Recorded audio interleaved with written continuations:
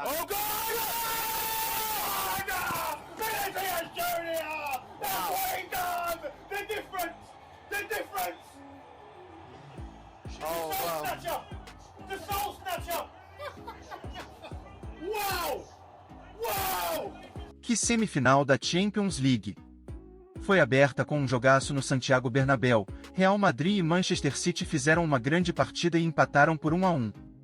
Os gols do duelo foram marcados por Vinícius Júnior e de Bruyne, sendo um gol em cada tempo.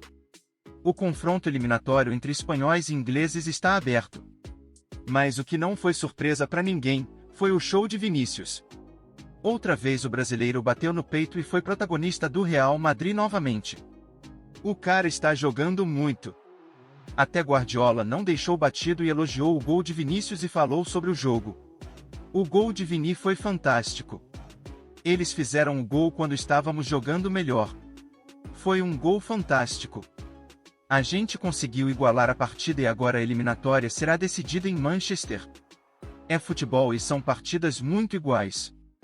Ano passado aconteceu o que aconteceu. Agora é nos recuperar. Oh, God! Vinícius Júnior! That's what he done! The difference! The difference! Oh, the soul wow. snatcher! The soul snatcher! Wow! Wow! Hundreds and thousands of euros and to keep these players and to get them in, and that's what they do. They come up with the goods when it matters, and both of them were extremely good tonight, but the goals was stunning. I think Benzema is still the main man for Madrid, but what we are definitely seeing this season is Vinícius Júnior increasingly becoming kind of the match winner and the difference maker, and it's not all about Benzema anymore. Rodrygo as well is maybe a little bit underrated and doesn't get as many headlines as either of those two, but he's been exceptional this season. Saw him score twice in the Copa del Rey final at the weekend. And Vinícius, I think, is just delivering consistently in big games now. The goal from him tonight was kind of atypical for him. He tends to score goals where he's kind of after a mazy run or a dribble in one-on-one or cutting in from the left-hand side.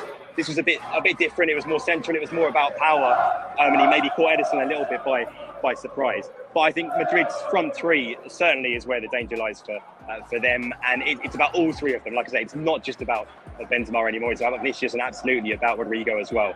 And the only thing when those three start is that they haven't always got as much attacking threat off the bench, because what we saw last season was Rodrygo coming off the bench to score goals like he did against City.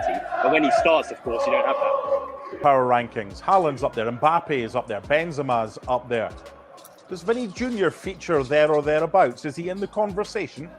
Without question. I think Vinícius Júnior continues to establish himself as one of the world's greats, and for good reason. I still think that Vinícius Júnior is learning his trade, learning to cope with being the talent that he is. I've spoken about that, how teams, particularly in La Liga, target him and try to wind him up and get him off his game.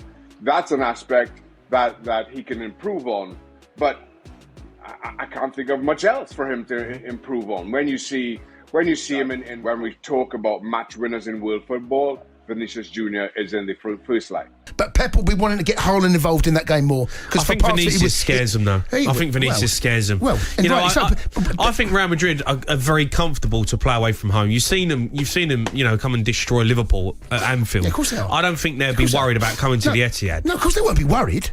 No, these guys. And I think tonight they were they were in. Both teams were in second gear. I don't feel like they both really went after it. I think. Yes, Manchester City are probably favourites going into next week because they're at home. Yep.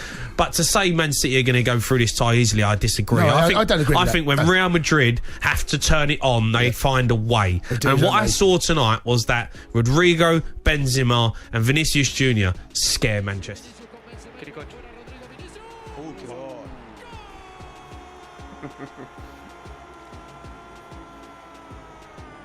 Madre mía. Pero primer tiro al arco. Esto tiene el Madrid. Qué golazo. Tremendo momento de Vinicius. El séptimo gol de Vinicius en la Champions. Séptimo gol, como para darle razón a Ancelotti, ¿no? Que lo postula como el mejor jugador del mundo. ¿Te parece un montón de que hoy Vinicius sea el mejor jugador del mundo? Uno, decís, sí, puede ser. Yo creo que... Del momento, ¿no? El mejor jugador del mundo es Leo, primero, eso está clarísimo. Pero viste, el momento por ahí, estos meses. No, pero el momento, pero bueno, como fue el año pasado... Benzema. Claro. Hoy este año Vinicius está haciendo, digamos, cada vez que mejora, va mejorando año a año.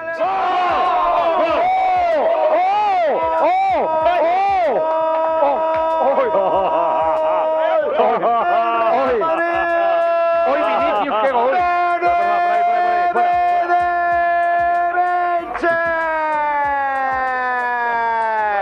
La salida con Camavinga a los 35 de partido. Fenómeno. Balón adelantado por el mejor jugador del mundo. Para Vinícius Júnior. Corre, llega la corona, la pega. Balón dentro. Balón que rompe la red. Vene, Benche. En el Bernabéu. Gana el rey de Europa. Puede generar peligro, se la quiere dar a Qué Vinícius bien, Júnior. pégale. Se la puede quedar, le va a pegar. Ahí está, ahí lo tienes. ¡Gol Ahí lo tienes. del Real Madrid! Ahí lo Golazo de Vinícius Júnior, Cómo me ha hecho minuto caso, 35. Qué golazo. Pedazo de zarpazo de Vinícius Júnior para adelantar al Real Madrid. El Santiago Bernabéu se viene abajo. Qué golazo. Ahora, chicos, que estáis aquí, de la repetición. Uf, qué vaya pedazo golazo, de golazo, disparo golazo, de sí, Vinícius golazo. Júnior. Qué golazo del brasileño. Qué pedazo de jugador es Vinícius. Sí. Bueno, yo creo que Vinicius ahora mismo, no sé si es de los 3 mejores jugadores del mundo o del mejor. Yo, para mí, sí. Es para que mí, Mbappé, Haaland, Vinícius son... siempre